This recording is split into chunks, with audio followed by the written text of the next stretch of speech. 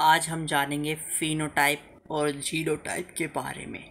ठीक है, तो फिनोटाइप और जीनोटाइप के बारे में से पहले जानने से पहले आपको पता होना चाहिए क्रोमोसोम के बारे में, जीन्स के बारे में, क्रोमेटिन फाइबर्स के बारे में और हेरिडिटी के बारे में। ठीक है, ये सारे अगर टॉपिक्स आपको पता है तो बहुत अच्छी बात होती है। तो एग्जांपल ले लेते हैं, जैसे जेनेटिक्स का पहला topic, a human being give a baby of a human being, not a cat और अ डॉग। ठीक है, तो ये क्यों होता है? जेनेटिक्स के कारण ही होता है कि वो जीन्स चाहते हैं। ठीक है, तो पहले फिनोटाइप और जीनोटाइप पढ़ लेते हैं, वो हम क्या करता है।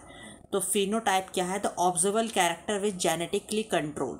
ठीक है, तो एक जेनेटिकली कैरेक्टर वो फिनोटाइप में आता है। द ऑब्जर्वेबल कैरेक्टर्स जो जेनेटिकली कंट्रोल करते हैं उन्हें फिनोटाइप कहते हैं। तो अब जो मैं आपको एक एग्जांपल दूंगा इसके बाद, ठीक है, फिर अब जीन्स में चले जाते हैं। The set of genes present in a cell of organism, कुछ सेट होता है सेल का, वो प्रेजेंट होता है जीन्स में, उसे जीनोटाइप कहते हैं। अब हम एक एग्जांपल ले लेते हैं, जैसे एक लॉन्ग ट्री है, ठीक है, तो उसके लिए हम 2 अल्फ़ाबेट के साथ लगाते हैं character for a one single character. मतलब अगर एक ही कैरेक्टर है तो 2 अल्फ़ाबेट लगाते हैं। बहुत बड़ा ट्री है तो उसे कैपिटल टी और कैपिटल टी लगाते हैं। ठीक है, और अगर एक छोटा ट्री है तो उसके लिए हम लगाते हैं स्मॉल टी और स्मॉल टी। ठीक है, और जब हम इस क्रॉस ब्रीड कराते हैं तो इसके चांसेस होते हैं सारे capital T small T, capital T small T और कैपिटल टी स्मॉल टी, मतलब रेयरली वो सारे एवरेज साइज में ग्रोन होंगे। ठीक है, और अब मैं एक और एग्जांपल ले लेता हूँ। ठीक है, तो ये सारे जितने भी ये कैपिटल टी और स्मॉल टी आ रहे हैं, ये जिन का कैरेक्टर, मतलब ये जिन है, द सेट ऑफ जिन्स। बस ये जो ऑब्जर्व कर रहे हैं हम इससे कि हाइट है या कलर है, तो वो एक ऑब्जर्वेबल कैरेक्टर आ रहा है, उसे फिनोटाइप कहते हैं। अब एक और एग्जांपल ले लेते हैं, बस वो फिनोटाइप या जीनोटाइप में नहीं आएगा, तब भी मैं लेना चाहता हूँ।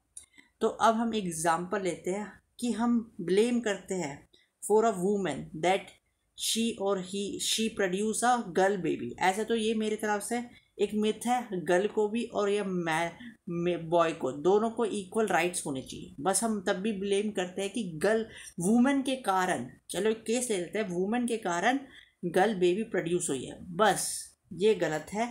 ये एक तरह से गर्ल, मैं मतलब ब्लेम करने की तो कोई ज़रूरत नहीं है इसमें। ये बस रिस्पॉन्सिबल फॉर अ मेल और फीमेल फीटस या बेबी, वो होता है मैन। क्यों होता है? क्योंकि मैन के जो क्रोमोसोम है, ठीक है, उसमें एक्स वाई दोनों क्रोमोसोम होते हैं, ये सेट, और क्रोमोसोम के अंदर एक डीएनए और हिस्टोन होता है, वो भी मैं आपको बाद में बताऊंगा, जीन्स के बारे में बताए। तो जो कोई भी मेल होगा, जितने भी मेल होते हैं उनके, हमारे ह्यूमन बॉडी में कितने क्रोमोसोम है? क्वेश्चन का आंसर दीजिए। चलो मैं बता देता हूँ, ये याद कर लीजिए। ह्यूमन बीइंग में 46 क्रोमोसोम होते हैं और वो टू पेयर्स में होते हैं। तो जो लास्ट पेयर होता है 23rd का, उसमें एक्स और वाई क्रोमोसोम होते हैं, और सारे तो सेम होते हैं, वो तो अलग अलग कैरेक्टर के लिए होते हैं, बस लास्ट फॉर अ जेंडर। तो ये ऑब्जर्वेबल कैरेक्टर वो फिनोटाइप के लिए भी आ सकता है कि एक्स और वाई और एक्स ऑफ, तो वो कैरेक्टर ऑफ जेंडर के लिए आ जाए तो ये ऑब्जर्वेबल कैरेक्टर में हम डाल सकते हैं एग्जाम्पल। बस ये मत डालना, अगर कोई पूछे give example for a phenotype, तो आप कलर भी दे सकते हैं, हाँ बहुत सारे दे सकते हो, और सेट दे दे तो हाइट वाला, ये कैपिटल जो स्मॉल टी, पनेट स्क्वायर, ये सब भी मैं आपको बता दूंगा, अगर आप जानना चाहोगे और डिटेल में मैं बताऊंगा। ठीक है, तो अब जो मेल होता है, मतलब ये तो हो गई, अब मैं ये पूरी टॉपिक तो कंप्लीट ही नहीं कर पाया था, वो बता देता हूँ। जो मेल होता है उसमें दोनों एक्स और वाई क्रोमोसोम होते हैं, और जो फीमेल होता है उनमें सिर्फ एक्स एक्स क्रोमोसोम होता है। तो इफ वो इंटरक्रॉस करते हैं या इंटीमेट होते हैं, ठीक है, तो ह्यूमन मेल में दोनों है एक्स और वाई क्रोमोसोम। इफ, तो यहाँ पर बाइसेक्सुअल, आधे आधे दोनों में डिवाइड हो जाता है, हाइब्रिड बन के डाइवर्ड बनता है, मतलब दोनों क्रोमोसोम को टूट के ह्यूमन के मेल से 23 और फीमेल से 23, 23 + 23 46, उससे एक बेबी प्रोड्यूस होगा, तो एक ह्यूमन बीइंग तो होगा। अब मेल है या फीमेल है वो कैसे होगा?